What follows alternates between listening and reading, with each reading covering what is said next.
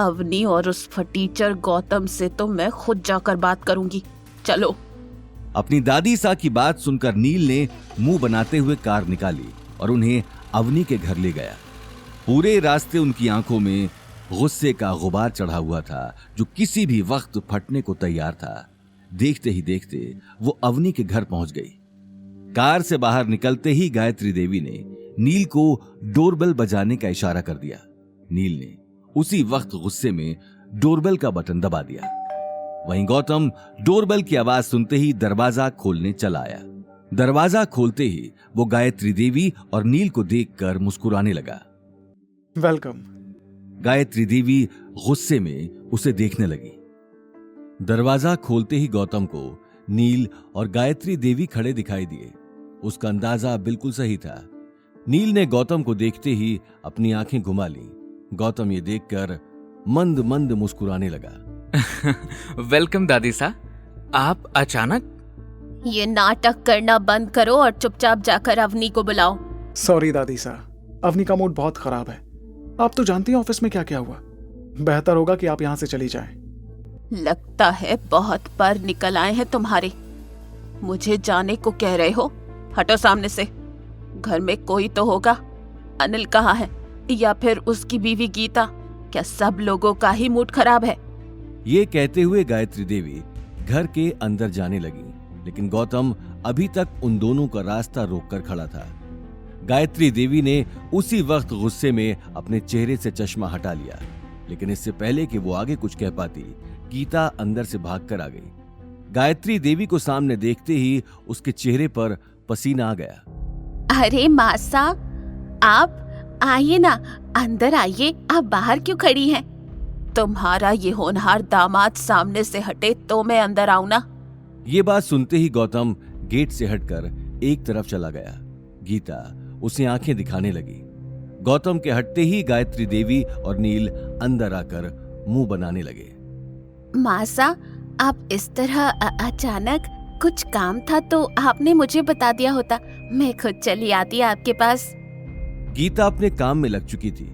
वो गायत्री देवी के दिल में जगह बनाने का एक भी मौका हाथ से नहीं गंवाती थी। गायत्री देवी उसकी बात सुनते हुए सोफे पर आराम से बैठ गई। मुझे तुमसे कोई बात नहीं करनी। जल्दी से अवनी को बुलाओ, मुझे उससे काम है। जी मासा। गीता तुरंत अवनी को बुलाने उसके कमरे में चली गई। अनिल भी हॉल में आ चुका था। गायत्री देवी को देखते ही उसने गौतम को पानी लाने का इशारा कर दिया। गौतम तिरछी नजरों से नील को देखता हुआ किचन की तरफ चला गया। नील और गायत्री देवी अब तक एक दूसरे को देखकर नाक सिकोड़ रहे थे। दादी सा, पानी रख दो टेबल पर। अवनी कहाँ है? आखिर ऐसा क्या उसका मूड खराब है जो?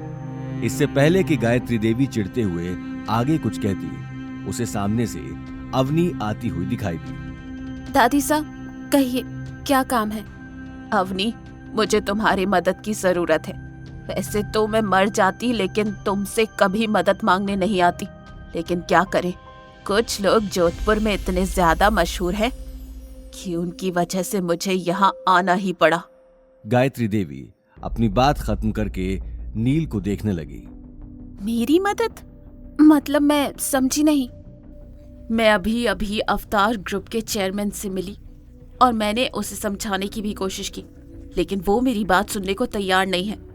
लेकिन मुझे पता चला है कि अवतार ग्रुप को अब राठौर परिवार ने खरीद लिया है। इसलिए तुम मेरी तरफ से डायरेक्टर मिस्टर राठौर से जाकर बात करो।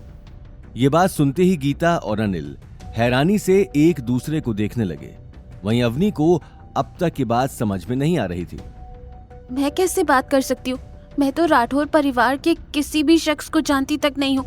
और वैसे भी ये बात मैं आपको उस दिन पार्टी में भी बता चुकी हूँ। मुझे इस बात से कोई मतलब नहीं कि तुम उस परिवार को जानती हो कि नहीं। ये प्रॉब्लम तुम्हारी बनाई हुई डिजाइन से शुरू हुई थी, इसीलिए इसका सलूशन भी तुम्हें ही ढूंढना है। अब तुम्हें क्या करना है, कैसे करना है, ये तुम ही डिसाइड करो। अगर इसका सलूशन नहीं मिला तो समझ लेना कि मेरा तुम्हारे इस परिवार से बचा कुचा रिश्ता भी खत्म हो गया। अपनी बात कहते हुए गायत्री देवी अनिल और गीता को देखने लगी। अनिल, तुम्हारी बेटी के छोटे से दिमाग में ये बात ना घुसे तो अच्छे से समझा लेना अपनी बेटी को। गायत्री देवी अगले ही पल नील को लेकर वहां से निकल गई। उनकी धमकी सुनकर सभी के होश उड़ चुके थे। एक पल के लिए पूरे हॉल में सन्नाटा छा गया। आगे की कहानी जानने के लिए देखिए अगला एपिसोड सिर्फ पॉकेट एफएम के यूट्यूब चैनल पर और रॉयल वारिस के सारे एपिसोड्स को सुनने के लिए डिस्क्रिप्शन में दी लिंक से डाउनलोड करें पॉकेट एफएम ऐप।